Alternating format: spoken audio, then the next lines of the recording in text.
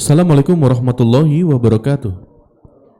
Sesaat lagi kita akan menyimak sebuah kajian Islam ilmiah Ahlus Sunnah wal Jamaah yang akan dibawakan oleh guru kita, Ustadz Abu Hisyam Ahiruddin LC, masih membawakan kitab Al-Kabair.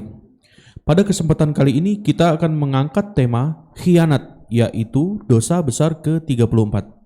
Kajian ini diselenggarakan setiap hari Senin ba'da maghrib dari Masjid At-Tauhid yang beralamat di Komplek Radio Roja Darussalam, Jalan PAK Abdurrahim nomor 326, Talang Semut, Bukit Kecil, Palembang. Mari kita simak apa yang akan beliau sampaikan. Semoga menjadi ilmu yang bermanfaat bagi kita, keluarga kita, dan kaum muslimin lainnya. Tafadhal masykurah Ustaz. Assalamualaikum warahmatullahi wabarakatuh. Innal hamdalillah nahmaduhu wa nasta'inuhu wa nastaghfiruh wa na'udzu billahi min shururi anfusina wa sayyiati a'malina. Man yahdihillahu fala mudilla lahu wa man yudlilhu fala hadiya lahu. Ashhadu an la ilaha illallah wahdahu la syarika lahu wa ashhadu anna Muhammadan abduhu wa rasuluhu la nabiyya ba'da. Qala ta'ala ya ayyuhalladzina amanu ittaqullaha haqqa tuqatih wa la tamutunna illa wa antum muslimun. Ya ayyuhan nasu ittaqu rabbakumul ladzi khalaqakum min nafsin wahidah wa khalaqa minha zawjaha wa batha minhuma rijalan katsiran wa nisaa'a wattaqullaha alladzi tasaaluna bihi wal arham innallaha kana 'alaykum raqiba. يا أيها الذين آمنوا اتقوا الله وقولوا قولا سديدا يصلح لكم أعمالكم ويغفر لكم ذنوبكم ومن يطع الله ورسوله فقد فاز فوزا عظيما.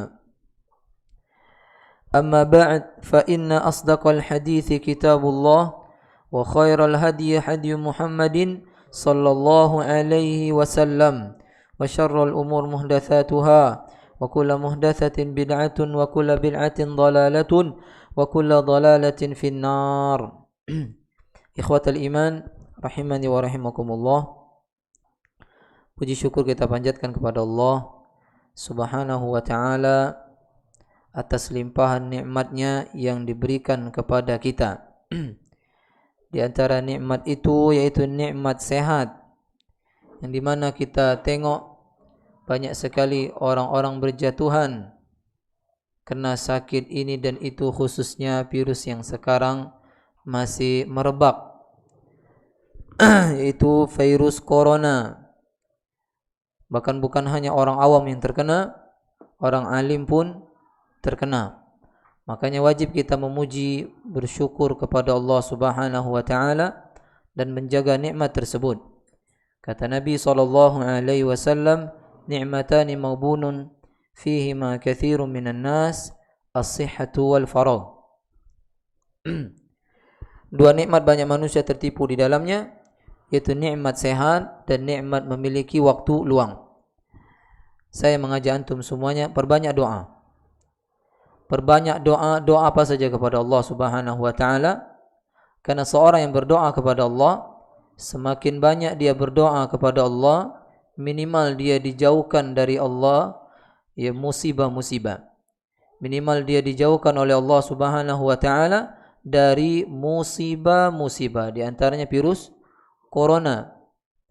Sebagaimana pernah saya sampaikan kepada antum, orang yang berdoa kepada Allah Azza wa Jalla, pertama dia bisa jadi mendapatkan doanya, apa yang dia doakan, dia minta ini, minta itu, dia berlindung ini dan berlindung dari itu, atau dia dijauhkan dari mara bahaya sekuat doa dia.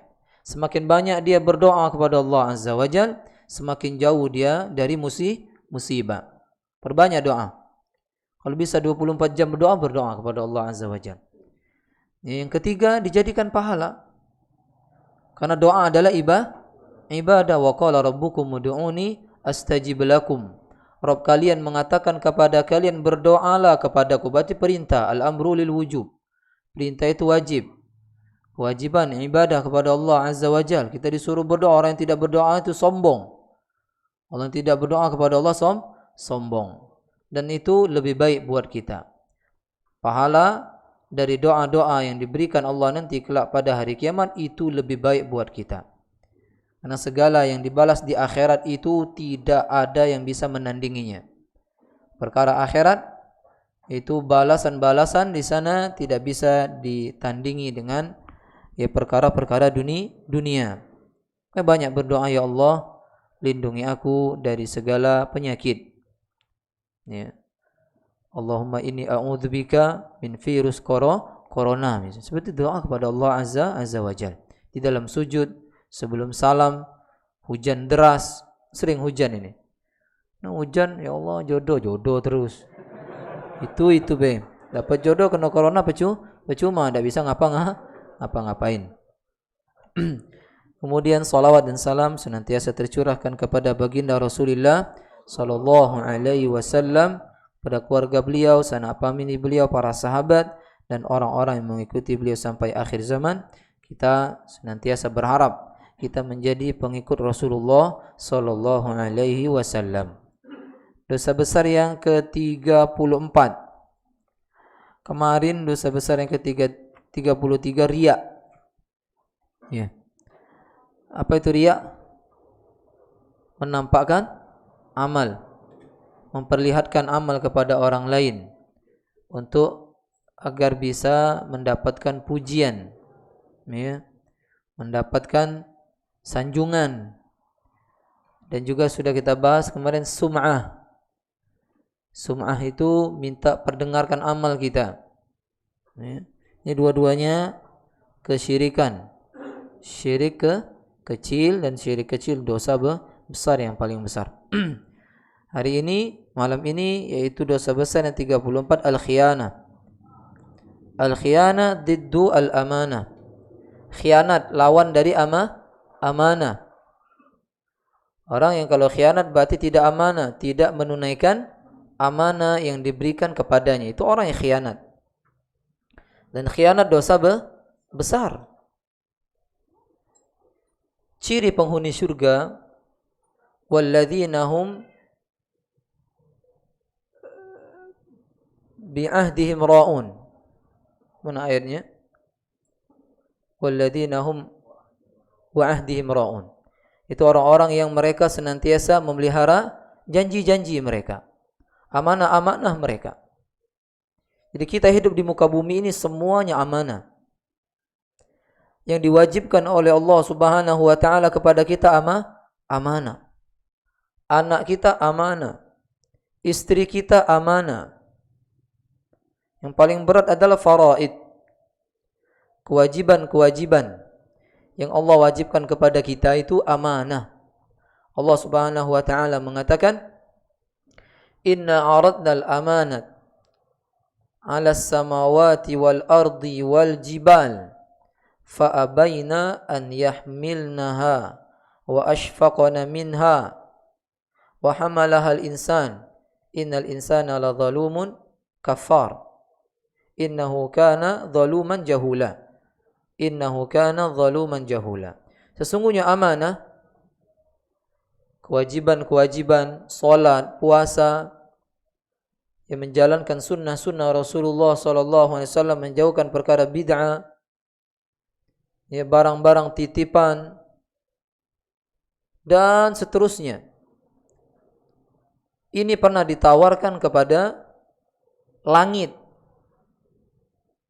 kemudian ditawarkan kepada bumi, kemudian ditawarkan juga kepada gunung, makhluk-makhluk Allah yang besar sekali. Langit besar apa? Besar nian langit. Bumi besar nian. Gunung, subhanallah. 1000 orang naik gunung masih besar gunung, ya. 1000 orang naik masih besar gunung. Allah tawarkan, galak tak kamu mikul amanah? Ayo lajulah ujinya. Bukan hanya bilang lajulah, wa ashfaqna minha. Berat sekali, tidak mau. Dipaksa tidak mau mereka. Tidak mau. Mereka tahu tidak melaksanakan azab. Berarti mereka ini subhanallah mengerti tentang kewajiban-kewajiban yang diwajibkan Allah kepada kita. Jika tidak dikerjakan apa? Wal'iyadu billah. Sebagai contoh, Allah memerintahkan iblis sujud kepada Nabi Adam. Itu wajib atau bukan? Wajib. Sujud, dah kata rukuknya, sujud baik. Oh, enggak mau, enggak kalau ana. Asjudu liman khalaqata tina? Engkau menyuruh aku sujud kepada orang yang kau ciptakan dari tanah. Semua sujud baik. Dilaknat sampai kiamat. Lama mana orang-orang yang tidak mau ruku, tidak mau sujud,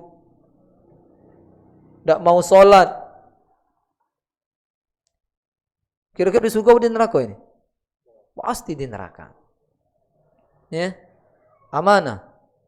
Dan kalau dengar neraka, kita ini biasa aja. Soalnya dengan neraka itu api. La ilaha illallah.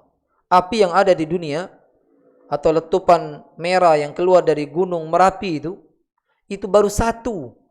Masih ada 69 kali lipat lagi yang lebih ngeri lagi dari itu. Ya. Kalau ada letupan gunung, betul apa namanya itu yang lahar. Bukan kelahar lahar. Keluar ngabang, cedok mandi, habis badan. Nah itu. Dan neraka lebih mengerikan dari itu. 69 lagi ada seperti itu. Sebagaimana rahmat di dunia 1, di surga ada 99. Neraka di dunia 1 panas apinya masih ada 69 lagi. Akhirnya digabung gitu. Itu bagi orang-orang yang tidak salat. Apalagi di akhir zaman ini banyak orang menyia-nyiakan salat. Dan ini kebenaran firman Allah dalam surah Maryam. Fa khalafa min ba'dihim khalfun adaa'u shalah wa taba'u syahawat fasawfa yalqauna ghayya. Nanti akan datang masa kaum di mana mereka menyia-nyiakan salat, kerjanya ngikuti syahwat. Narkoba, cewean, duduk PKB, duduk kabang iwa. Oh, mak itu sampai mati udah itu. Tetua mak itulah. Lah tua jadi buntang. Ini akhir zaman. Mereka akan menemui kesesatan. Atau mereka akan masuk ghayya, dimasukkan ke dalam lembah di neraka. Mereka orang-orang yang tidak salat itu. Berat sekali. Gunung, langit, bumi mendengar ini takut mereka. Dan manusia santai ya, acik gino itu. Wow. Ini karena dia buyan. Langit, bumi, gunung tahu mereka. Ini Allah ini bukan main. Pencipta langit, bumi, gunung, so dia yang menciptakan. Dia mengatakan wala azabul akhirati akbar. Azab Allah itu ngeri sekali, besar sekali. Takut gunung, takut bumi, takut itu langit. Kemudian ditawarkan kepada manusia. Kalau mereka ini enggak sanggup semuanya, ditawarkan kepada manusia. Fahamalahal insan. Manusia mau memikulnya. Lalu kata Allah, innahu kana zaluman jahula. Manusia ini bodoh, buyan, bengak, matilah uji Allah. Allah ini bukan tak main ini ngomong. Bukan aku. Buyan, bengak dan zalim sekali manusia ini. Diambil itu amanah, tidak dikerjain. Makanya kalau ada orang tidak mau sholat, mang pindah planet baik mang. Ada di sana planet Mars. Ya, yang paling jauh Pluto. Jauh itu. Jangan tinggal di bumi ini. Mak itu ke? Karena orang yang tinggal di bumi ini hanya orang-orang yang mau menyembah Allah. Subhanallah. Ya. Musibah-musibah yang terjadi itu gara-gara apa? Dosa. Dia meninggalkan salat. Menyekutukan Allah Subhanahu wa ta'ala. Jadi amanah ini berat, Pak. Kita jadi guru, amanah harus datang tepat waktu. Iya. Kita punya anak bini, amanah. Amanahnya apa? Nak tunjuk makan. Ayam dan tunjuk makan seminggu, kurus, mati habis itu. Anak bini dan tunjuk makan, itu amanah dari segi makan. Ini hewan pun bisa melakukan amanah itu. Amanah yang berat kalau kita punya anak istri apa? Ta'limuhum wa tarbiyatuhum. Mengajarkan mereka, mentarbiyah mereka, ini yang berat. Kata Allah, ku anfusakum wa ahlikum naron. Wahai orang-orang yang beriman, yang merasa ada imannya dalam hatinya. Jaga anak istri kalian dari api neraka yang bahan bakarnya manusia dan batu. Bukan bahan bakarnya itu kayu, bukan. Bukan gas, bukan. Manusia bahan bakar api neraka. Subhanallah. Bagaimana menyelamatkan anak istri dari api neraka? Bita'dibihim wa ta'limihim ad-din. Mengajarkan mereka adab, mengajarkan mereka agama. Makanya kalau belum mengerti din, mengerti agama, jangan buru-buru menikah, bala. Ya, pahami dulu agama Allah Azza wa Jalla. Ya, mengerti dulu agama Islam, sehingga tak kala engkau murka, marah kepada istri, engkau tahu batasannya. Istri juga tak kala dia ngambek dan seterusnya, dia tahu batasannya. Jika tidak, nikah 3 bulan, terdengar kabar sudah di pengadilan, putus sudah. Nah itu bahaya terjadi seperti itu. Amanah, apakah setelah bercerai itu selesai? Belum. Anak yang dihasilkan masih tetap amanah. Sampai kapan? Sampai mati. Amanah dia dikasih makan dan minum sampai balik. Dididik di agama sampai dia seterusnya. Subhanallah. Berat akhi. Ya, amanah ini. Jangan mudah-mudah. Ya. Kita ini manusia. Sama seperti jin. Ditaklif oleh Allah Subhanahu wa ta'ala. Taklif yang dibebankan Allah kepada kita itu amanah semuanya. Dan juga kita sudah punya ilmu, amanahnya apa? Mengamalkan ilmu. Ya. Kalau kita dititipi orang barang, lagi nitip barang ya, jago ya. Bukan dijagonya, dimain kayaknya. Nitip sepeda, udah tahu sepedanya lah. Ucuk ampera situ dimain kayaknya. Nitip barang.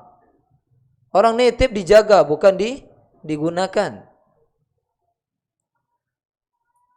Ngumpulkan donasi juga. Kalau kata ngumpulkan donasi untuk bangun ini, bangun masjid, bangun pondok, jangan bangun rumah. Bangun rumah dewek. Oh, jabe rumah usdah besar ni. Duit donasi.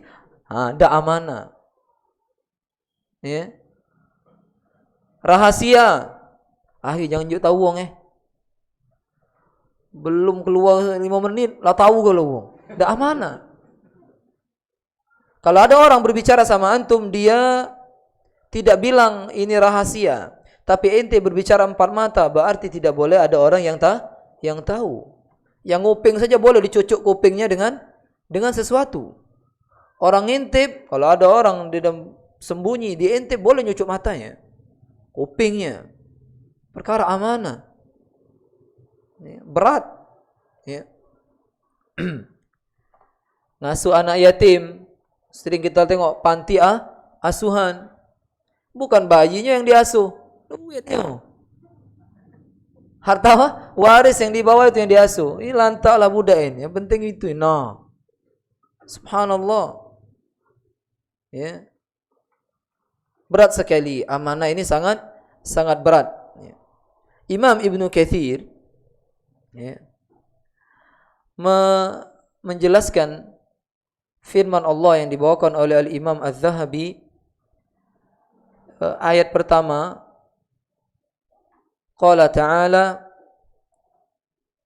la takhunu Allah war rasul wa takhunu amanatikum wa antum ta'lamun. Janganlah kalian mengkhianati Allah. Yang mengkhianati Allah, kewajiban-kewajiban yang Allah Subhanahu wa taala wajibkan kita tidak kerjakan. Larangan-larangan Allah Subhanahu wa taala kita langgar. Begitu juga mengkhianati Rasul. Dan jangan juga kalian mengkhianati amanah-amanah sesama kalian. Ya. Wa antum ta'lamun, sedangkan kalian mengetahui. Kalau tidak tahu beda ceritanya. Kalau kita sudah tahu, masih kita kerjakan, maka dosanya dosa besar. Ayat ini turunnya berkenaan dengan seorang sahabat yang bernama Abu Lubabah. Ayat ini. Di Abu Lubabah ini seorang Ansor, ya. Semasa hidup dia akrab dengan orang-orang Yahudi. Khususnya Yahudi yang disebut Bani Quraidah. Ya, Bani Quraidah. Pada tahun 5 Hijriah terjadi peperangan apa tahun itu? Perang Khandaq, perang Ahzab. Ya. Setelah selesai perang Khandaq pada tahun berapa tadi? 5 Hijriah, Nabi SAW menggepung, yaitu orang Yahudi dari Bani Quraidah yang sering melanggar amanah, yang sering melanggar janji. Digepung Nabi 25 hari. Tidak bisa keluar mereka dari benteng-benteng mereka. Takut mereka. 25 hari Nabi tidak mundur. Terus. Akhirnya mereka meminta kepada Rasulullah SAW. Nah, mereka sudah ketakutan agar Nabi mengutus seseorang kepadanya, memberikan hukum kepada mereka apa yang diinginkan Rasulullah SAW. Mereka minta Abu Lubabah, karena Abu Lubabah ini teman mereka, ada akrab. Datang Abu Lubabah, senang mereka. Abu Lubabah yang datang, perempuan-perempuan, anak-anak nangis, takut bakal apa yang akan ditimpakan oleh Rasulullah kepada mereka. Lalu mereka mengajak musyawarah Abu Lubabah. Apakah kami ini menerima hukum yang akan dihukumkan Rasulullah kepada kami? Padahal Abu Lubabah dikirim itu hanya ingin memberitahu, mengabarkan bahwasanya mereka akan dihukum oleh Rasulullah SAW. Akan tapi Abu Lubabah mengatakan lebih dari itu. Kata mereka, iya. Kata Abu Lubabah kepada mereka, iya. Penuhilah hukuman Rasulullah, hukumannya adalah ini. Hukumannya adalah ini. Dia tidak ngomong disembeli, tapi apa? Katanya. Dia merasa mengkhianati Rasulullah memberitahu itu.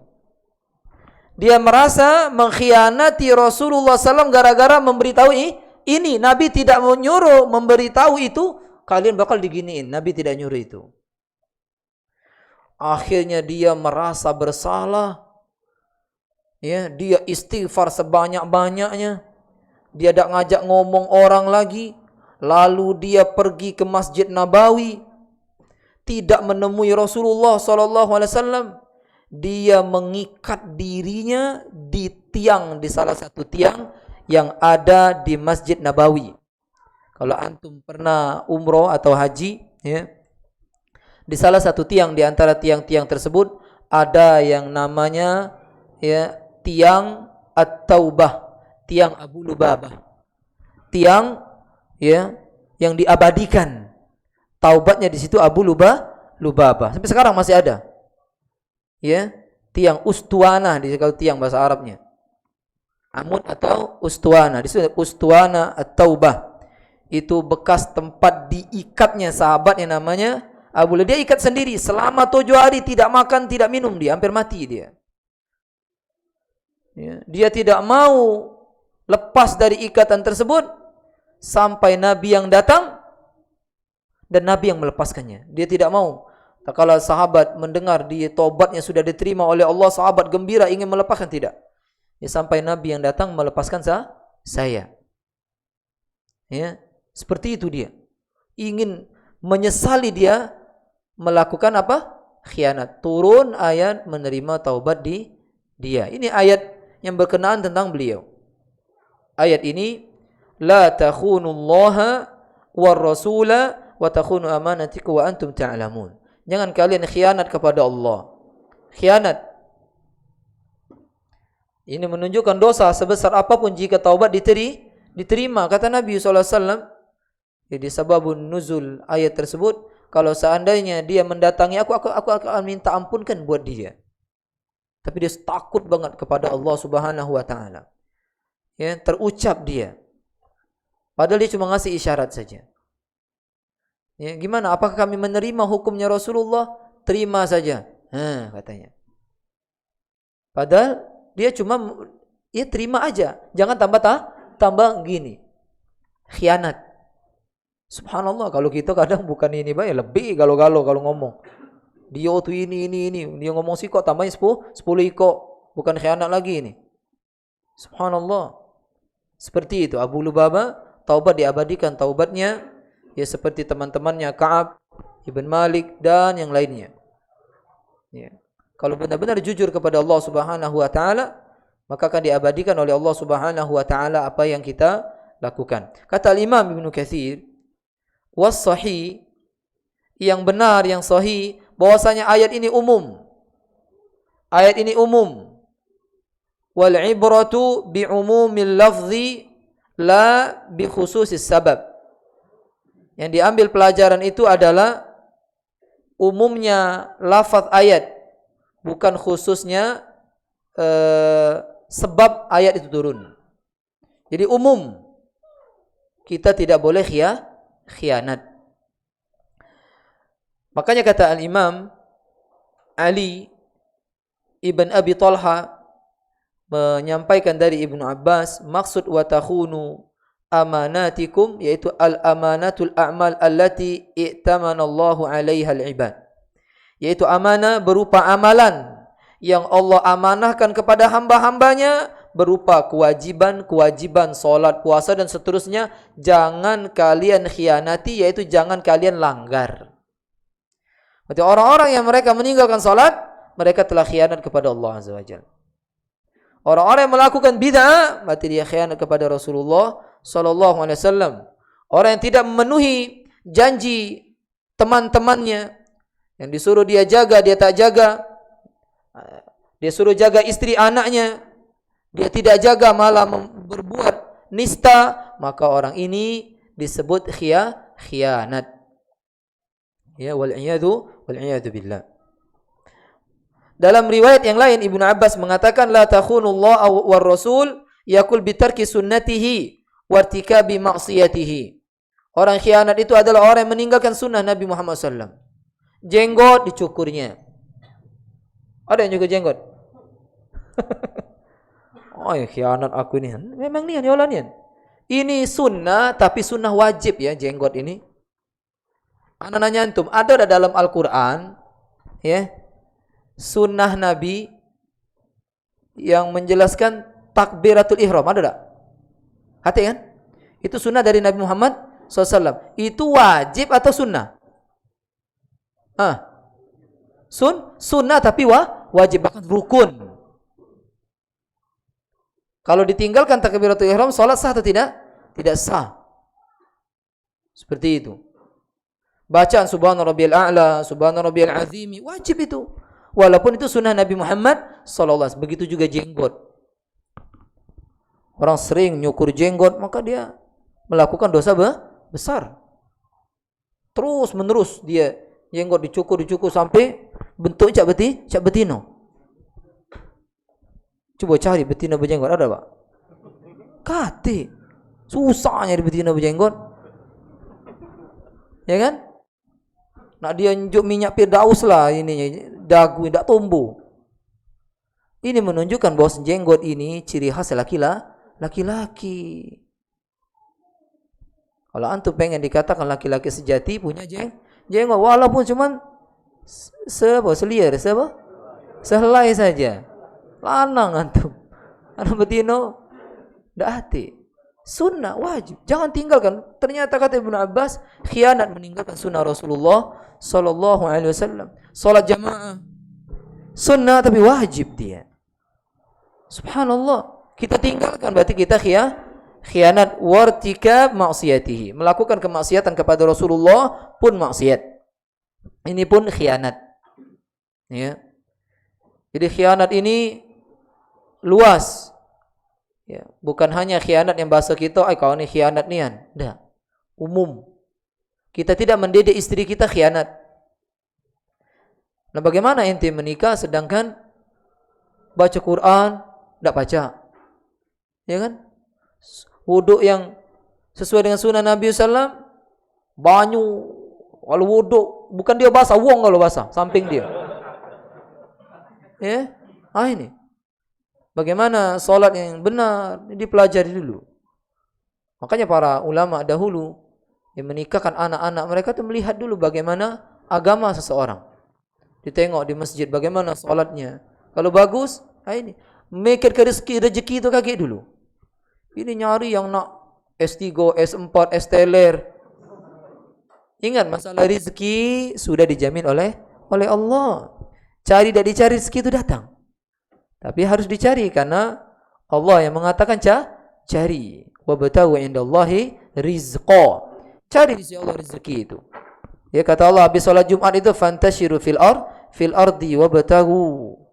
Bertebaran kalimu kaum cari gitu karunia-karunia Allah Azza wa Jalla. Ya, dan seorang tidak akan mati kata Nabi sallallahu alaihi wasallam sampai rezekinya sempurna. Makanya cari yang agamanya. Taribat yadak. Kemudian Imam Az-Zahabi membawakan firman Allah yang kedua, wa annallaha la yahdi kaidal khainin. Dan sesungguhnya Allah tidak akan memberikan petunjuk kepada tipu daya orang-orang yang khianat. Orang khianat tidak mendapatkan hidayah dari Allah Subhanahu wa taala. Ayat ini ya berkenaan dengan Nabi Yusuf alaihissalam. Ya, ini setelah beliau dipenjara lama sekali. Ya, lalu ada kejadian raja mimpi melihat 7 sapi kurus makan 7 sapi gemuk. Dan ada 7 bulir gandum. Ditanya kepada menteri-menteri dan seterusnya, ya, qalu adghathu ahlam. Ini mimpi enggak ada artinya ini. Ini mimpi enggak ada artinya. Ya. 7 sapi kurus makan 7 sapi gemuk. Apa dia ini? Sapi ini lapar, yang gemuk ini kekenyangan kalau kita nafsirkannya. Tidak, ternyata ya ada seorang yang dia itu pernah ingat tentang seorang yaitu Nabi Yusuf, ya, mengingat bahwa ada di sana seorang yang jujur, ya, yang dia bisa mentakbir mimpi. Disuruh raja itu memanggil dia. Dipanggillah Nabi Yusuf ini yang dipenjara. Yang menjarahnya raja itu sendiri. Kemudian ditakwil mimpi tersebut. Maksudnya akan datang 7 tahun ya berturut-turut musim pancakelik. Makanya hendaklah kalian menyimpan hasil panen. Ya illa qalilan, kecuali sedikit dari apa yang kalian makan, sehingga datang 7 tahun pancakelik itu kalian tidak mati kelaparan. Kemudian datang musim yang maksud 7 bulir tadi, datang lagi musim semi, musim panen lagi. Seperti ditakwil seperti itu, akhirnya Nabi Yusuf dikeluarkan dari penjara ya oleh raja tersebut.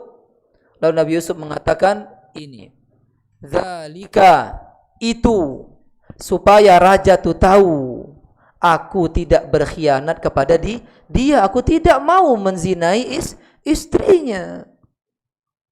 Lalu Allah tutup ayat tersebut, wa anallaha la yahdi kaidal khainin.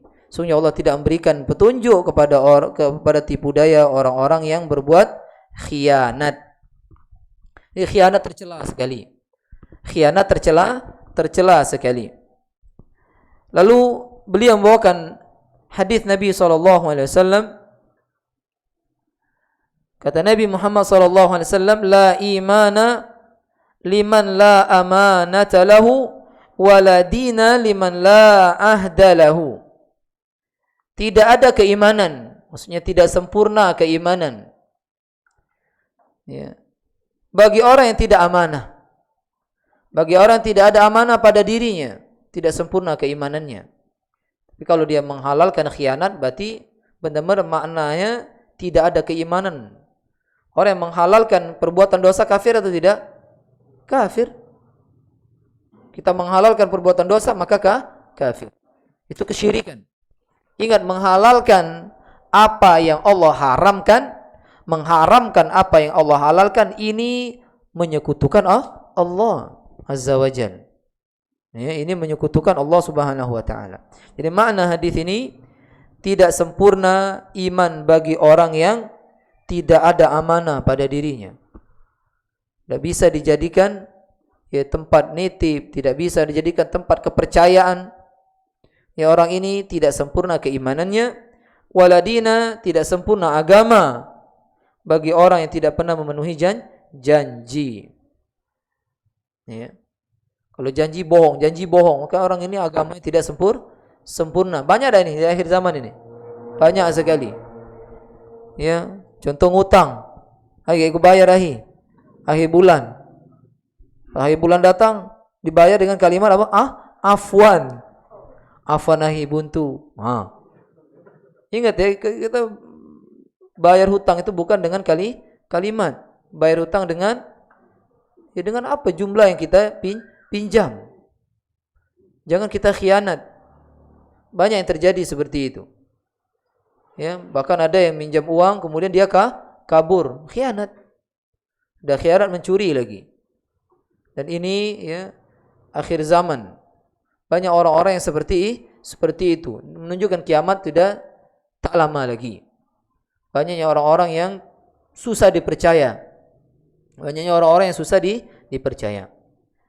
Hadis ini dikeluarkan oleh Imam Ahmad di dalam Musnad, Imam Ibn Abi Syaibah, Ibn Hibban dan Tabrani. Di dalam pentansihannya ada yang mengatakan dhaif, tapi syawahidnya banyak. Kata Imam Albani, sahih. Di dalam Sahih At-Targhib. Kemudian beliau membawakan hadis Nabi SAW di dalam Sahih Bukhari Muslim tentang bab khianat. Ayatul munafik thalathun. Tanda orang-orang munafik itu ada 3. Bisa saya jelaskan dulu. Munafik itu terbagi 2 ya. Yang pertama nifaq i'tiqadi. Yang ini yang disebutkan dalam Al-Quran, innal munafiqina fid darki asfali minan nar. Sesungguhnya orang munafik itu di kerak api neraka. Ini maksudnya munafik i'tiqadi. Karena ada ikhwan yang salah paham tentang hadis ini. Ya, kita dituduhnya munafik, kemudian dia bawakan ayat munafik nifaq i'tiqadi kepada sesama kaum muslimin. Ini yang sering otodidak biasanya. Yang sering-sering otodidak ya. Otodidak lama-lama meledak. Yang banyak ngebung-ngebung rata-rata otodidak. Belajar fas'alu ahla dzikri in kuntum la ta'lamun. La ta'lamun maknanya buyan. Tanyo, jangan maca. Ada ini. Di daerah mana? Bukit sana. Ini dekat kita ni lah. Otodidak. Bebala terus sama baknya. Berkali-kali. Baknya aja berapaan. Subhanallah. Ini bisa merusak dakwah. Tidak ada Islam salaf mengajarkan hanya seperti itu. Tidak ada. Maka belajar itu kalau enggak paham, gagal, bertanya. Fas'alu ahla dzikri in kuntum la ta'lamun. Dan ini termasuk juga amanah. Nah, kalau kita tidak mengerti bertanya. Karena perintah Allah. Fas'alu.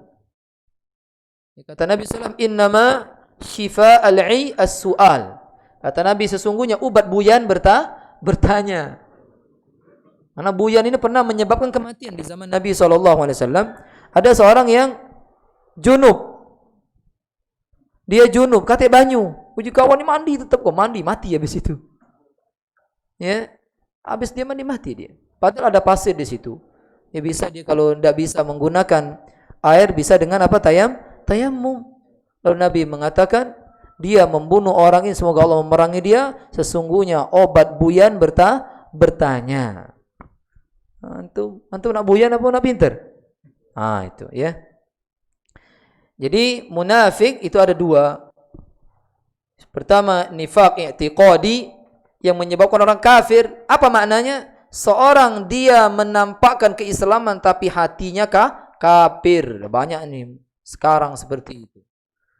Ya, nampaknya Islam tapi ingin menghancurkan Islam. Banyak itu. Tapi yang dimaksud dalam hadis ini nifaq amali. dia melakukan perbuatan yang biasa dilakukan oleh orang-orang munafik. Ya, sehingga dia dikatakan munafik, tapi bukan munafik i'tiqadi. Jadi dia melakukan perbuatan dosa besar yang tidak mengeluarkan dari agama Islam. Kata Nabi SAW, ayatul munafik thalathun. Tanda orang munafik itu ada 3. Ini munafik apa ini? I'tiqadi atau amali? Amali. Idza haddatsa kadzaba. Apabila menyampaikan sesuatu, kadzaba, mudi ke. Bohong. Wih, kalau di sana ada orang tabrakan. Meledak ban mobilnya. Masya Allah. Ini apa pergi ke sana? Udah tahunya? Ya. Becak nombor sepeda. Wong lah gempar. Termasuk ini yang bekerja di pemberitaan. Bekerja di Sumatera ini, Sumatera itu, ya kan? Memberi berita. Harus jujur.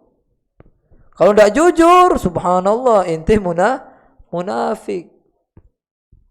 Ya, hati-hati menyampaikan berita ini. Qila wa qal. Desas-desus. Apa yang dengar sampai ke? Cukuplah seorang itu dikatakan dusta.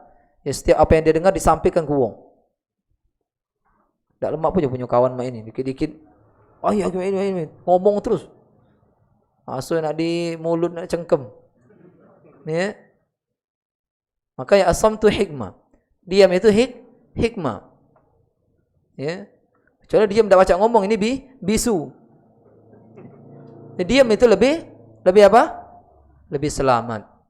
Apa kata Nabi SAW? Dalam hadis itu. Falyasmut. Dalam engkau diam. Dalam berkata baik atau engkau diam. Wa idza wa'ada akhlafa. Apabila dia ngasih janji kepada orang lain, akhlaf. Dia apa? Menyelisihi janjinya. Ya, besok kau tunggu di ini di Masjid Tauhid. Aku nak ngenjuk kau bingkisan. Oh, bertungguan lah budak itu. Ya, dari habis zuhur sampai maghrib. Manalah mamang tadi ya. Tak tahunya mamang ini terkenal khianat. Ingkar janji. Ya, subhanallah. Ini enggak boleh. Kalau kita janji, maka kita harus tepati. Jika tidak, maka kita jatuh kepada dosa besar. Wa idza tumina khana. Apabila dia dikasih amanah, dititipkan barang kek, ya disuruh jaga keluarga si fulan atau yang lainnya, ayo nitip motor, nitip kudo, nitip ini, nitip itu, ya khana, dia khianat. Ya dia tidak menunaikan amanahnya. Ya. Wal khiyanatu fi kulli syai'in qabiha. Imam Az-Zahabi mengatakan khianat pada setiap keadaan, pada segala sesuatu, ini semuanya jelek. Jadi khianat itu bukan hanya ya dalam satu hal. Dalam muamalah ada yang namanya khianat. Pertemanan ada khianat. Dalam masalah menjalankan kewajiban ada khianat. Ya. Segala ya, yang ada khianat pada sesuatu maka itu jelek, kata beliau. Wa ba'duha syarrun min ba'din. Sebagian khianat lebih buruk dari sebagian yang lainnya. Wa laisa man khanaka fi fulus. Ya, tidaklah orang mengkhianatimu di dalam masalah fulus. Apa fulus? Bil fulus mulus katanya kan? Duit. Jadi fulus itu bahasa Arab. Ya, nukud, dinar, dirham, ini bisa juga dibanding fulus. Ya. Dan tidaklah orang yang mengkhianatimu dalam masalah duit seperti orang yang mengkhianatimu dalam keluargamu. Ya. Disuruh jaga istrinya malah ganggu istrinya. Disuruh jaga anak tetangga malah godain dan seterusnya. Ya. Fi ahlika wa malika. Tidak seperti orang yang mengkhianatimu dalam keluargamu, dalam hartamu. Wartakabal azaim, dan dia melakukan dosa-dosa besar. Dia melakukan dosa-dosa besar. Jadi khianat bertingkat-tingkat. Ya, tapi semuanya dosa besar. Ya, ada dosanya yang ngeri sekali. Seperti berkhianat kepada Allah dan Rasulnya. Seperti yang dilakukan Abu Lubabah ya, sebelum dia bertobat kepada Allah tadi. Khianat ini dosa besar, maka kewajiban kita kembali kepada Allah Subhanahu wa taala dan mempelajari ya ilmu agama ini sehingga kita tidak khianat kepada Allah, tidak khianat kepada Rasulullah dan juga tidak khianat sesama kita. Ya, bil ilmi, dengan ilmu yazulul jahlu, akan pergilah kebodohan itu. Orang kalau tidak berilmu maka dia akan jatuh kepada ya perbuatan yang harusnya dia jauhi. Makanya Imam sahabat Hudzaifah ibnul Yaman dia mengatakan araftu syarra la li syarri walakin li tawaqqihi anhu. Aku mengilmui tentang keburukan bukan untuk melakukan keburukan itu, bukan. Supaya aku terjauhi dari keburukan. Ini ilmu. Beda orang yang berilmu jatuh ke dalam dosa dengan orang yang bodoh jatuh ke dalam dosa. Orang berilmu dia jatuh ke dosa, kemungkinan besar dia kembali kepada Allah Subhanahu wa taala. Di orang bodoh sampai dia terbenyuk, terberak, terlelep, ya, dia tidak terasa. Sehingga dia terbenam mati di dalam dosanya. Insyaallah kita lanjutkan ya. Habis salat, yang bertanya jawab langsung. Habis kita tinggal 3 pertanyaan. Subhanakallahumma bihamdika asyhadu an la ilaha illa anta astaghfiruka wa atubu ilaik. Assalamualaikum warahmatullahi wabarakatuh.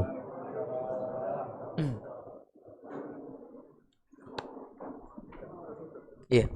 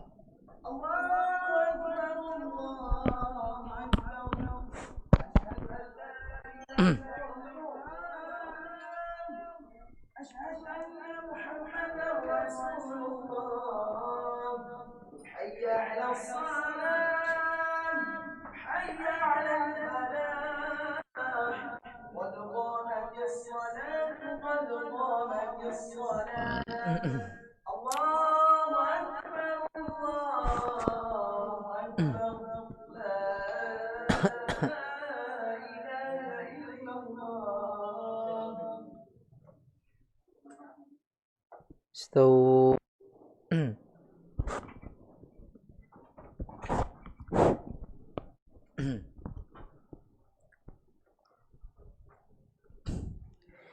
الله أكبر.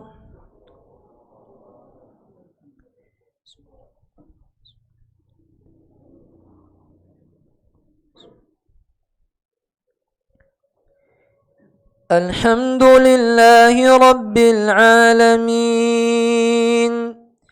الرحمن الرحيم مالك يوم الدين إياك نعبد وإياك نستعين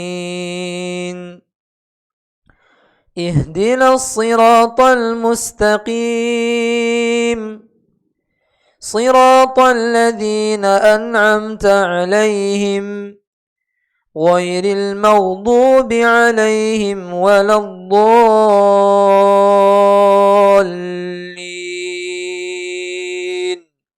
آمين. يا أيها الذين آمنوا قوا أنفسكم وأهليكم نارا وقودها الناس والحجارة عليها ملائكة غلاظ شداد لا يعصون الله ما أمرهم ويفعلون ما يؤمرون. يا أيها الذين كفروا لا تعتذروا اليوم إنما تجزون ما كنتم تعملون. يا أيها الذين آمنوا توبوا إلى الله توبة نصوحا عسى ربكم أن يكفر عنكم سيئاتكم ويدخلكم جنات تجري من تحتها الأنهار يوم لا يخزي الله النبي والذين آمنوا معه نورهم يسعى بين أيديهم وبأيمانهم يقولون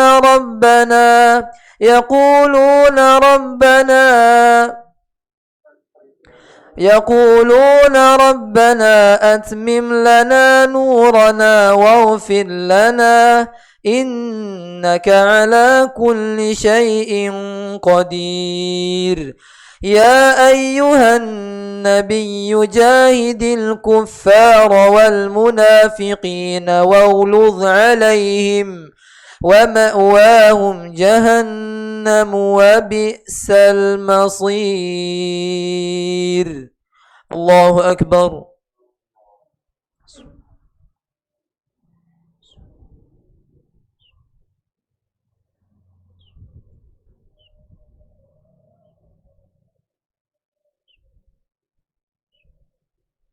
سمع الله لمن حمده.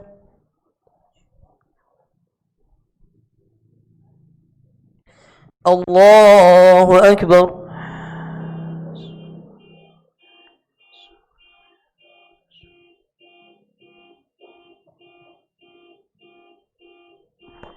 الله أكبر. الله أكبر.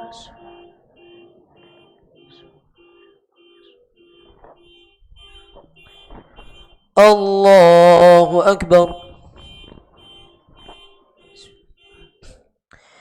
الحمد لله رب العالمين الرحمن الرحيم مالك يوم الدين إياك نعبد وإياك نستعين اهدنا الصراط المستقيم صراط الذين أنعمت عليهم غير المغضوب عليهم ولا الضالين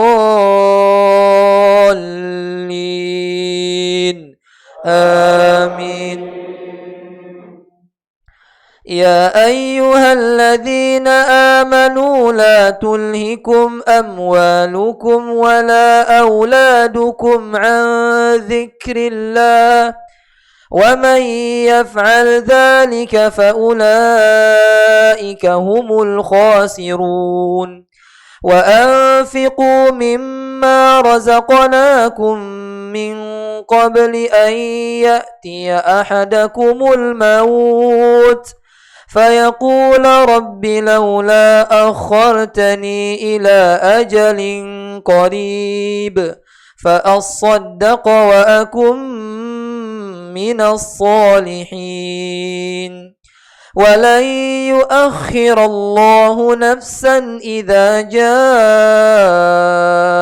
أجلها والله خبير بما تعملون. الله أكبر.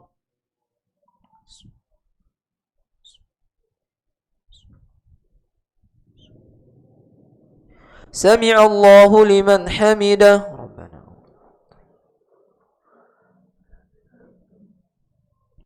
الله أكبر.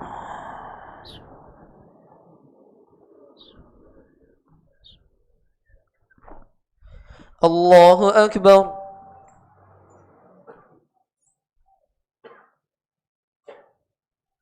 الله أكبر.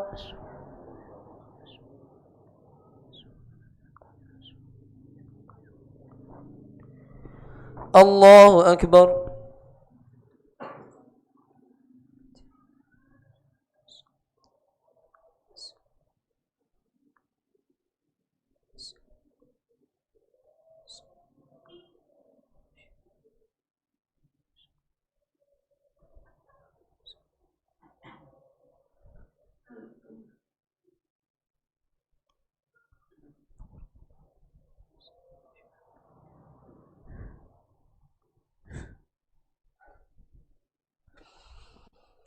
الله أكبر. بسم الله الرحمن الرحيم.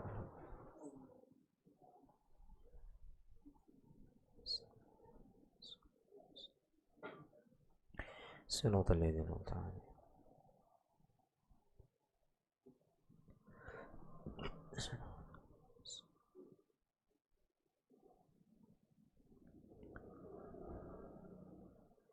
الله أكبر.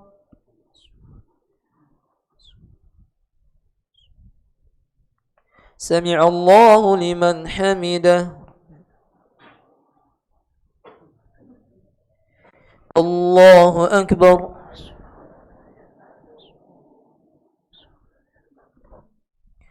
الله أكبر.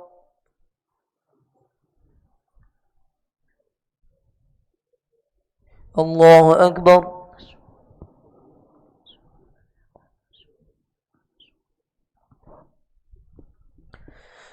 الله أكبر.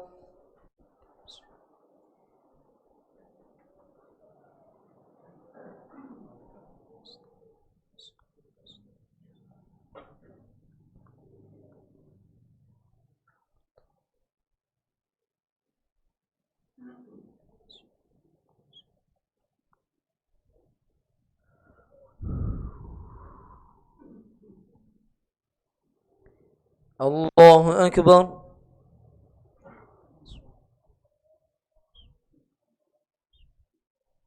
سمع الله لمن حمده.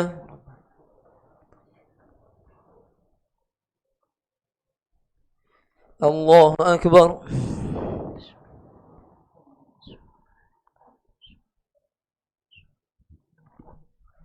الله أكبر.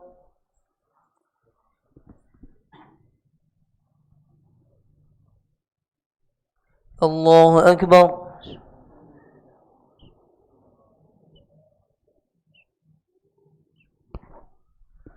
الله أكبر.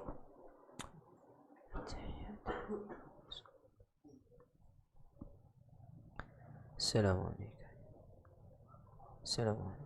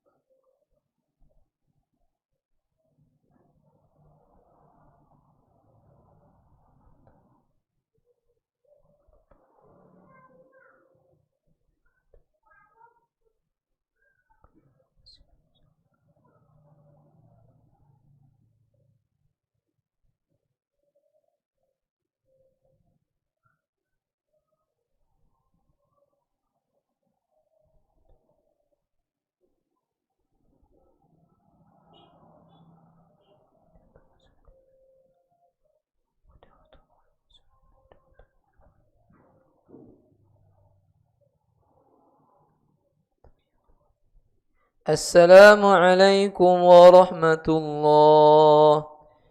السلام عليكم ورحمة الله. استغفر الله. استغفر الله.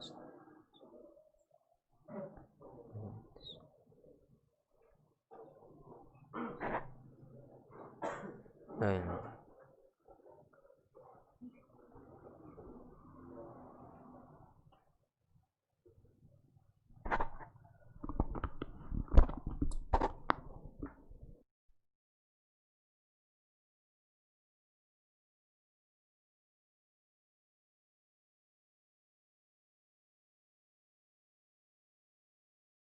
بسم الله الرحمن الرحيم. عم يتساءلون عن النبأ العظيم الذي هم فيه مختلفون كلا سيعلمون ثم كلا سيعلمون ألم نجعل الأرض مهادا والجبال أوتادا وخلقناكم أزواجا وجعلنا نومكم سباتا وجعلنا الليل لباسا وجعلنا النهار معاشا وبنينا فوقكم سبعا شدادا وجعلنا سراجا وهاجا وأنزلنا من المعصرات ماء ثجاجا لنخرج به حبا ونباتا وجنات ألفافا إن يوم الفصل كان ميقاتا يوم ينفخ في الصور فتأتون أفواجا وفتحت السماء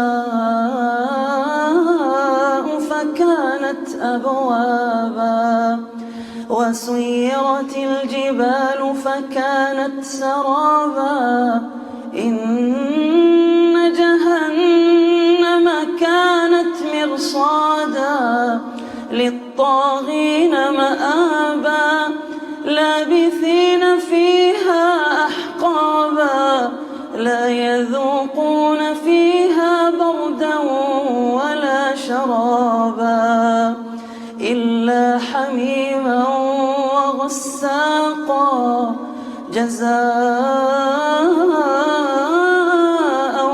وفاقا إنهم كانوا لا يرجون حسابا وكذبوا بآياتنا كذابا وكل شيء أحصيناه كتابا فذوقوا فلن نزيدكم إلا عذابا إن للمتقين مفازا حدائق وأعنابا وكواعب أترابا وكأسا دهاقا لا يسمعون فيها لغوا ولا كذابا جزاء من ربك عطاء حسابا رب السماوات والأرض وما بينهما الرحمن لا يملكون منه خطابا يوم يقوم الروح والملائكة صفا لا يتكلمون إلا من أذن له الرحمن وقال صوابا ذلك اليوم الحق فمن شاء اتخذ إلى ربه مآبا إنا أنذرناكم عذابا قريبا يوم ينظر المرء ما قدمت يداه ويقول الكافر يا ليتني كنت ترابا.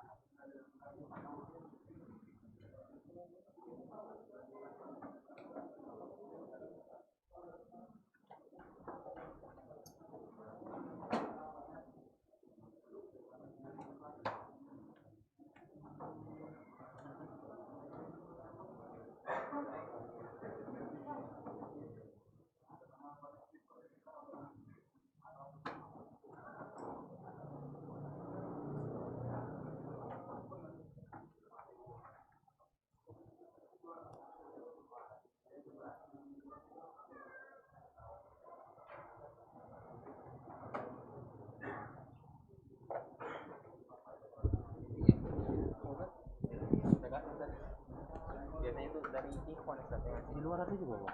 Di luar ada. Ada, Ustaz.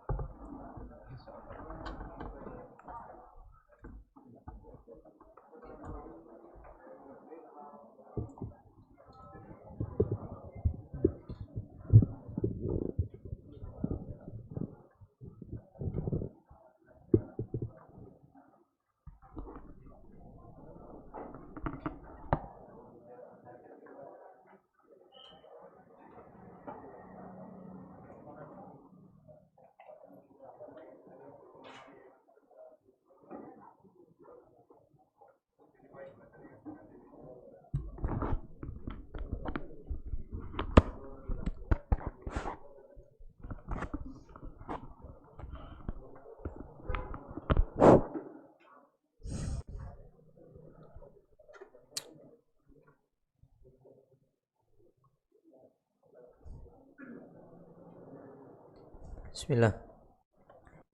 Alhamdulillah hamdan katsiran tayyiban mubarakan fihi kama yuhibbu rabbuna wa yardah. Nah, tafadhal. Yang mau nanya masalah khianat. Insyaallah minggu depan pembahasannya dosa besar tentang tidak ikhlas menuntut ilmu dan dosa besar menyembunyikan ilmu bagi yang sudah punya ilmu. Bagus sekali itu.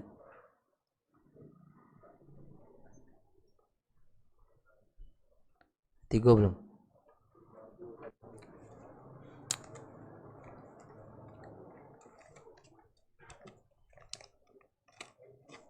Enam.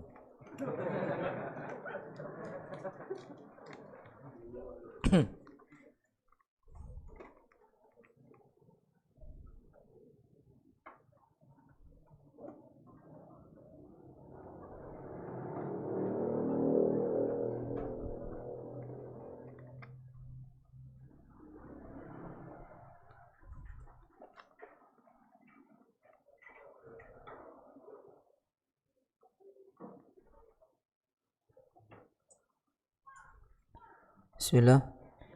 Ustaz, kadang saat azan berkumandang di masjid, waktu sholat belum masuk. Kadang saat azan berkumandang di masjid, waktu sholat belum masuk. Siapa yang azan ini? Belum masuk azan. Sehingga saya ragu untuk berbuka puasa. Ustaz, kadang saat azan berkumandang di masjid, waktu sholat belum masuk. Ya kalau tahu belum masuk jangan buka.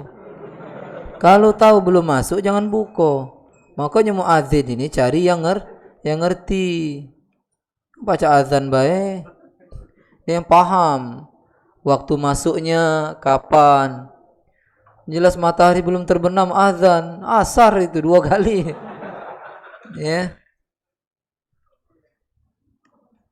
Apakah saat azan berkumandang saya langsung berbuka? Ini nanya atau mana dia nih? Tadi awalnya ngomong belum masuk waktu, ya kan? Apakah saat azan berkumandang saya langsung berbuka? Hai kawannya. Ya. Berbuka puasa itu bukan menanti azan, akhi. Ya tatkala terbenamnya matahari, tepeci wong dah azan buka galo. Apa dah kata yang azan ini? Ya. Matahari terbenam, nah itu sudah waktunya berbuka. Azan enggak azan. Gitu. Nunggu azan, enggak taunya yang tukang azan ini dia buko, pempek pula semangkok. Ya, sepiring. Pempek ini pula pempek lenceng panjang-panjang itu. Akhirnya telat 15 menit. Antum nunggu azan. Nah, itu ya. Jadi waktu berbuka terbenam matahari. Ya. Dan juga sekarang sudah banyak kok aplikasi-aplikasi ya yang menunjukkan waktu masuknya waktu-waktu sholat.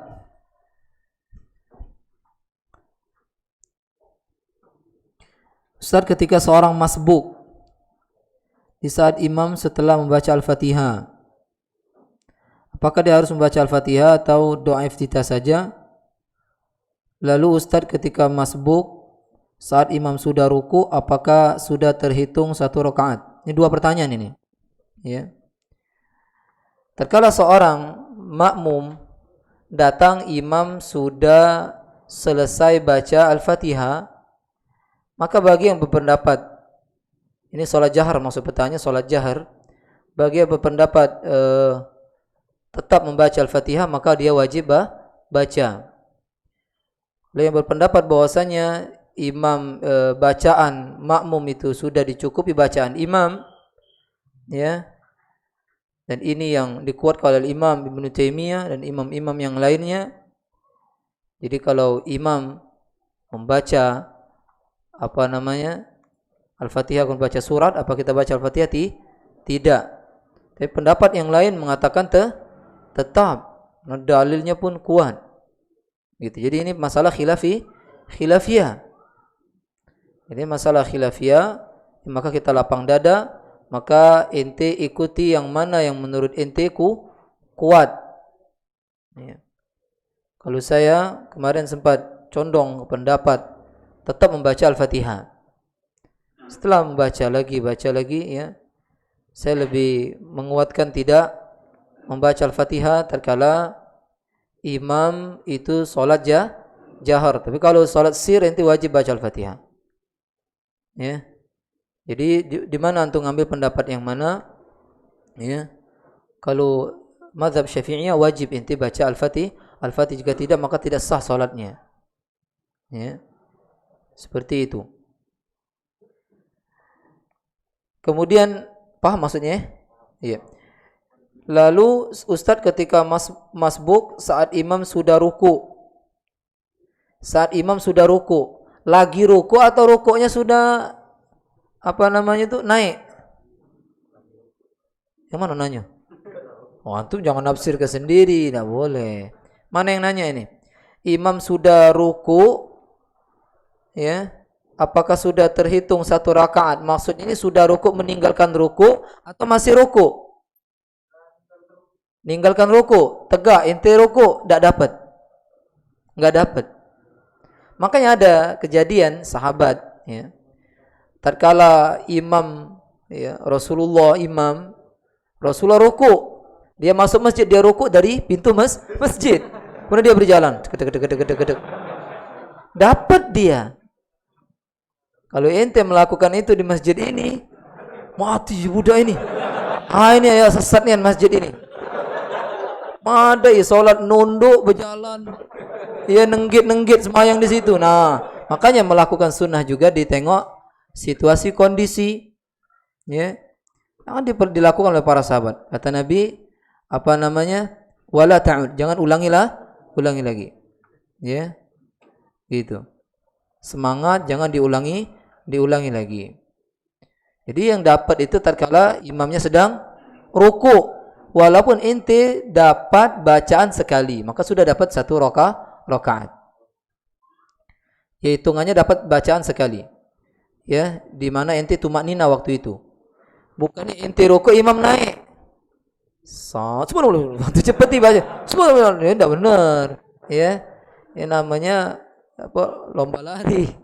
Ya. Kalau imam sudah berangkat, ya maka ente sudah cukup. Tinggal nanti menambahkan satu rakaat. Ya. Yang sampai ente salat selesai ragu. Kata Nabi, da'ma yaribuka ila ma la yaribuka. Tinggalkan yang ragu menuju yang tidak ragu. Sudah ya, pertanyaan, jangan tambah lagi. Ustaz, berdosakah seorang ikhwan berdusta kepada calon istrinya? Belum jadi istri lah didustai. Sian ini istri ini, ya. Agar calon istrinya tersebut mau menerimanya sebagai calon suami. Ini pelaku dosa besar. Ya, dusta itu boleh suami istri kalau dia sudah jadi suami istri, itu pun dengan dalam rangka agar rumah tangganya tetap sakinah mawaddah warahmah. Ini belum jadilah dibudikan. Kalau jadi tambah rengka dia. Ya, tambah rengka dia. Dustanya begini Ustaz. Berupa janji ingin menikahi secara resmi. Agar tidak ribet urusannya, jadi dinikahi secara siri terlebih dahulu. Wow, kacau nih. Pada kenyataan setelah nikah siri tidak juga dinikahi secara resmi. Ya kalau ente dusta, ente bilang dusta tadi, maka ente telah jatuh kepada dosa besar. Ada pernikahannya jika sesuai dengan syarat dan rukunnya, ya, syarat-syaratnya, ada walinya, ada maharnya, kemudian ada saksinya, maka sah nikahnya. Itu tetap dusta tadi, harus bertaubat dengan syarat yang telah kita jelaskan. Ya, dia tobat ente. Sian bini ente. Ini kertas apa dimakin ya? Cak terbakar men. Lagi sihir nih.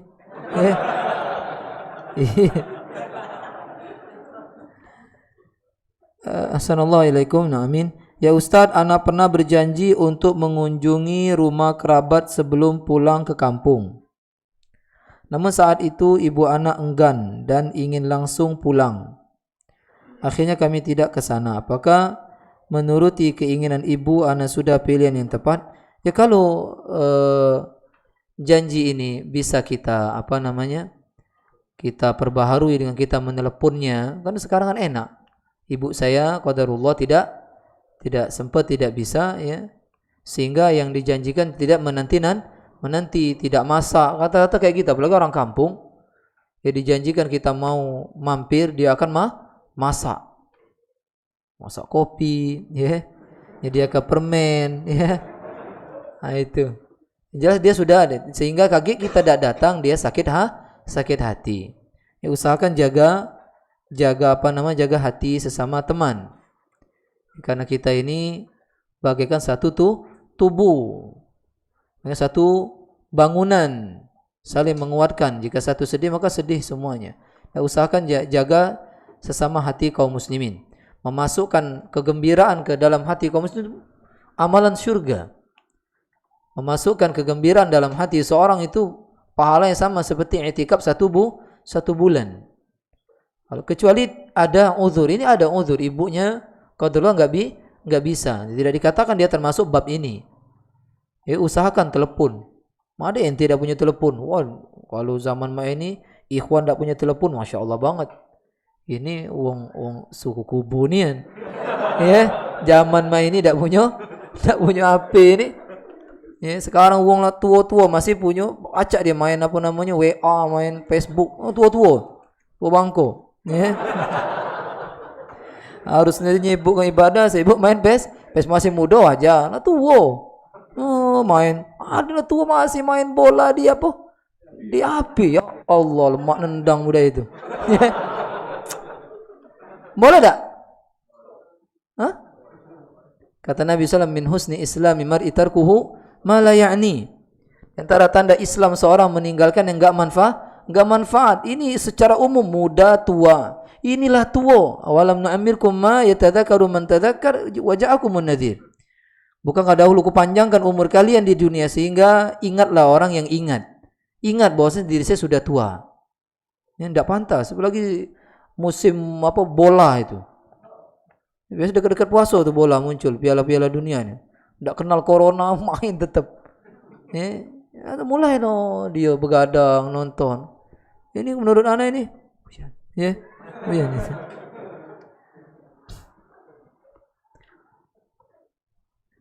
Ustaz, kedua orang tua saya masuk pada semacam kelompok pelindung kehidupan. Masya Allah. Pelindung kehidupan. Jelas ini dari kelompoknya aja ini sudah menyatakan kesyirikan kepada Allah Subhanahu wa taala. Ya. Yang melindungi itu hanya Allah Subhanahu wa taala. Makanya kalau kita sebelum tidur itu ada doa, Allahumma inni aslamtu nafsi ilaik wa fawattu amri ilaik la malja wa la manja. Tidak ada tempat berlindung, tidak ada tempat keselamatan kecuali kepadamu ya Allah. Nah ini kelompok ini pelindung kehidupan, tidak salah-salah, kehidupan dia lindungi. Alhamdulillahirabbil alamin, segala puji bagi yang melihara alam semesta. Ini kelompok ini melindungi kehidupan. Masya Allah. Pacak melok kita kalau itu. Kalau pacak nian. Saya takut keduanya terjerumus kepada kesyirikan karena saya melihat banyak kejanggalan. Saya takut orang tua saya tidak mendapatkan ampunan dari Allah karena itu kesyirikan. Kelompok ini sejatinya tidak percaya jimat dan lain-lain, tapi mereka mengecap dirinya bisa menyembuhkan penyakit. Oh, ini cak di pelaju itu caknya. Kalau tidak salah iya. Ya. Ini dukun berkedok kiai. Banyak ini sekarang. Ya. Dak galak ke masjid. Dak galak gabung dengan jamaah kaum muslimin secara umum. Ya, seolah mereka ini punya surat pengampunan dosa. Melok kelompok itu sudah dilindungi kehidupannya. Ingat ya, kesembuhan itu bukan ya di tangan manusia. Cukuplah Nabi Ibrahim alaihissalam disebut Abul Anbiya, bapak seluruh nabi. Kira-kira kalau berdoa makbul lah doa beliau? Makbul, kata beliau. Allah ceritakan tentang beliau, wa idza maritu fahuwa yashfini. Apabila aku sakit, yang menyembuhkan hanya Allah. Nah, budak ini metu di Palembang. Makan pempek, ngikup cuko, tiba-tiba membuat kelompok pelindung kehidupan. Nabi Ibrahim baik tak pacak muat macam ini. Ini jelas ya kesesatan. Tugas anak berusaha menjelaskan ini, walaupun ya mungkin ente akan mendapatkan pertentangan, bahkan permusuhan, sebagaimana Nabi Ibrahim negur ayahnya, ya abati la ta'budi syaitan, jangan sembah setan, inna syaitana kana lirrahmani asiya, syaitan itu bermaksiat selalu kepada Allah. Ya abati, wahai ayahku, terus dinasihati oleh Nabi Ibrahim. Kata ayahnya, dia manggil ya abati ya. Ya abati itu wahai ayahku sayang. Pernah tak antum manggil? Ayah sayang. Pernah tak? Kau enggak boleh jadi banci nih. Uji baknya. Subhanallah, selembut itu Nabi Ibrahim kepada ayahnya. Apa kata ayahnya? Ya, la illam tantahi la arjumannaka wahjurni maliya. Kalau kau tak berhenti nyeramai aku kurajam kau. Berhentilah. Nah, bayangkan kalau dakwah selemah lembut itu belum tentu menghasilkan ya hidayah, belum tentu mendatangkan apa yang kita inginkan. Apalagi orang dakwanya kasar. Aku tadi tu mak nengah ceramah ustaz di masjid tauhid tu no. Cekik, pak jebak. Wajar tak? Wajar ya, Bang? Nah, wajar. Dakwah itu harus lemah lembut. Kata Allah kepada Nabi Musa sama Harun, idhab anta wa akhuka. Musa, pergi kau sama saudara kau Harun, fakula lahu qawlan layyina la'allahu yatadhakkaru aw yakhsha. Ucapkan kalimat lemah lembut kepada Fir'aun. Kalu, masih kalu pula. Kalu dia ingat Allah, kemudian mengikuti ingat Allah dan takut kepada Allah Azza wa Jalla. Kalau Fir'aun yang mengatakan ana rabbukumul a'la, aku ni Tuhan alam semesta, disuruh lemah lembut, apalagi ayah kita yang baru ikut pelindung kehidupan. Santai terus, tunjukkan dulu akhlak yang baik kepada orang tua. Kalau datang mau martabak, datang mau pempek, mau apa itu? Es krim. Ini datang buntu. Rai-rainya dakwah antum diterima oleh orang tua. Tunjukkan.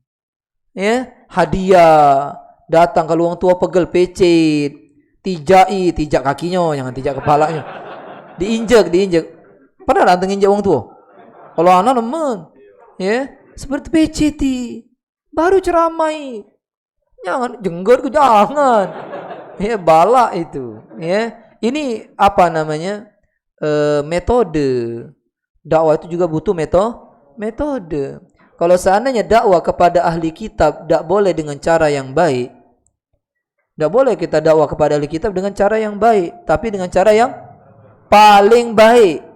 Ahli kitab tak boleh dengan cara yang baik, dengan cara yang paling baik itu ahli kitab, apalagi ahli Islam, ayah kita sendiri pula, ibu kita sendiri.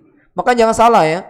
Anak sedih sekali ada orang yang ngaji sebentar kemudian malas menuntut ilmu, otodidak, belajar dewe, paham pacak ngapal dalil tapi tidak baca bahasa Arab.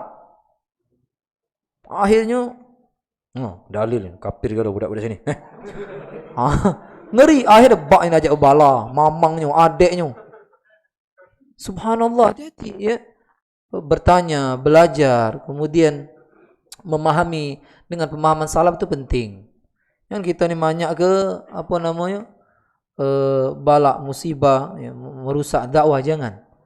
Makanya kalau kita enggak bisa, diam aja di rumah. Diam, mantep, kebet ya, tangan kaki sehingga kau dapat pahala. Kalau kita ngomong wong tersinggung. Ya, kalau kita keluar rumah wong enggak senang sama kita. Maka ente mantep di rumah, kebet, jangan bunuh diri tapi ya. Kebet, mantep sehingga orang tak dapat pahala kita. Ya. Karena ada orang itu dijingok raya. Ngajak bala budak ni. Kalau ngomong, kau ngajak goso. Maka mantapnya di rumah. Diam ya, sehingga engkau mendapatkan pahala. Ini saja mudah manfaat. Nasihat dari anak ke antum semuanya. Untuk orang tua itu sudah jasanya itu subhanallah, sudah banyak sekali kepada kita. Ya. Sudah dari kita lahir, membesarkan kita, kemudian bahkan ada yang menikahkan kita, kemudian bahkan memberi rumah dan kendaraan seterusnya, ya. Maka tugas seorang anak selamatkan mereka dari api neraka semampunya. Selamatkan. Karena kesolehan kita, kita ni anak ya. Baiklah sudah tua, pasti antum masih tetap anak. Ya, antum umur 60. Antum punya bapak tak? Kalau kata berarti Nabi Adam. Ya. Masih anak. Antum umur 60 tahun. Antum soleh atau soleha, pengaruh dah sama ayah kita di kubur. Besar sekali pengaruhnya. Anda pernah membawakan kisah tentang dua anak yatim yang hidup di zaman Nabi Musa, Nabi Khidir. Ya, nenek moyang mereka soleh. Bukan bapaknya yang soleh, nenek moyangnya. Dikirim dua nabi untuk melindungi harta peninggalan nenek moyangnya. Bayangkan, pengaruh kesolehan. Ya mungkin orang tua kita ada sebagian meninggal dalam keadaan belum sholat 5 waktu misalnya. Belum banyak mentaati Allah Subhanahu wa taala, dan kita yang menampalnya. Karena kata Allah, wa allaisa lil insani illa ma sa'a. Seorang tidak mendapatkan setelah dia meninggal dunia kecuali apa yang dia telah usahakan. Sebaik-baik usaha disebutkan dalam riwayat, sebaik-baik usaha seorang itu anak dia sendiri. Kita ini usaha, kita ini bagaikan harta yang dimiliki oleh orang tua kita, tapi yang paling baik, yang paling bagus. Kalau kata benar cinta sama orang tua, perbanyak salat malam, perbanyak zikir. Selain ente mendapatkan pahala tersebut, orang tua dipastikan dapat jika dia meninggal dalam keadaan beriman, tidak menyekutukan Allah Subhanahu wa taala. Sebelum dia bertemu dengan Allah dalam keadaan menyekutukan Allah, usahakan didakwahi, dijelaskan, baik dengan langsung kalau bisa, kalau tidak dengan buku, atau diajak ke kajian, atau buka YouTube diam-diam, ya kan? Atau tempat tidurnya dikeliling ke buku. Apa buku kalau ini? Ya. Tidak masalah. Intinya agar dia mendengarkan dakwah ini. Ingat ya, ayat Al-Quran yang dibacakan ke seseorang, pengaruhnya besar. Ya. Hadis saja kata Nabi, naddarallahu mura'an sami'a minna maqalati. Semoga Allah memberikan cahaya kepada orang yang mendengarkan ucapanku. Mendengarkan sabda Nabi dapat cahaya, apalagi mendengarkan Al-Quran. Anda pernah dulu berkisah ke antum, ada sekeluarga orang Amerika, seluruhnya pendeta masuk Islam, cuma gara-gara dengar surat Maryam, padahal mereka enggak mengerti itu bahasa Arab. Disebutkan di situ. Wadhkur fil kitabi Maryam. Nah, apa ada Maryam ini surat ini? Setel dengar, akhirnya masuk Islam semuanya. Kita enggak tahu. Ya, karena Quran itu kata Allah, lima yuhyikum, bisa menghidupkan hati kalian. Coba dulu. Karena dakwah itu kata Syekh bin Baz, ya, itu terkadang mad'u itu langsung menerima, enggak pakai dalil. Yang kedua harus butuh dalil. Yang ketiga harus didebat. Yang keempat harus pakai pedang. Seperti orang-orang kafir Quraisy 23 tahun Nabi baru mereka mau mau masuk Islam, dikalahkan di Fathu Makkah, idza jaa nasrullahi wal fath. Itu ya, jadi usahakan kita mendakwah dengan lemah lembut, kemudian sampaikan dalil juga kalau dia enggak mau, kalau dia enggak mau dalil juga enggak mempan, agak debat dikit. Kalau enggak baru kau ni dah ini yang paling terakhir ini ya. Kalau orang tua enggak boleh pakai segitu ya, yang terakhir tadi maka kita durhaka. Subhanakallahumma wa bihamdika asyhadu an la ilaha illa anta astaghfiruka wa atubu ilaik. Assalamualaikum warahmatullahi wabarakatuh.